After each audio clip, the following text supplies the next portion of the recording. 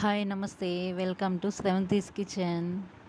ఈరోజు మా చిన్నుకి ఎంతో బాగా నచ్చిన పప్పండి ఇది. పెసరపప్పుని ద్వారగా వేయించి, దాన్ని 2, 3 సార్లు బాగా కడిగేసి, తర్వాత మంచినీళ్ళు పోసి ఉడకనివ్వాలండి. ఉడికాక ముద్దకంతో మెత్తగా మెదుపుకోవాలండి దాన్ని. అలాగే పోపు దినుసులు రెడీ చేసి పెట్టుకోవాలి. వెల్లుల్లి రెబ్బలు, ఆవాలు, జీలకర్ర, మినపప్పు, ఎండుమిర్చి, కరివేపాకండి. బాండ్లు పెట్టుకొని ఆయిల్ యాడ్ చేసుకొని ఇవన్నీ వేసి బాగా వేగాక అందులో మనం ఎనుపుకున్నాం కదా ఆ పప్పు యాడ్ చేసేసి అందులోనే ఉప్పు పసుపు యాడ్ చేసుకొని చిటికెడు పసుపు అండి యాడ్ చేసుకొని దాన్ని కొద్దిసేపు ఉంచాలండి. అంతే. ఇంకా అది చల్లారాక మన పిల్లలకి స్మాష్ చేసేసి అన్నంలో పెట్టండి. అసలు ఎంత బాగా తింటారంటే ఇష్టంగా తింటారు. మా వాడికైతే బాగా ఇష్టమైన పప్పు అండి ఇది. 1 ఇయర్ పైబడిన పిల్లలకండి ఈ పప్పు. అంటే చిన్నపిల్లలప్పుడైతే పొట్ట నొప్పి వస్తుందంటారు కదా! 1 ఇయర్ పైబడినాక పెట్టండి మీరు. మీరు ట్రై చేయండి. ఎలా వచ్చిందో కామెంట్ చేయండి.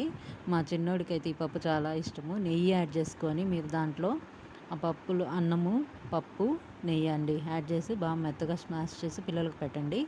అసలు పిల్లలు తినము అని మారం చేయరు. అలా అంత బావుంటుంది ఇది టేస్టీగా. మా చిన్నోడు చూడండి అల్లరి పిల్లోడు చిన్నుగాడు. Thanks for watching.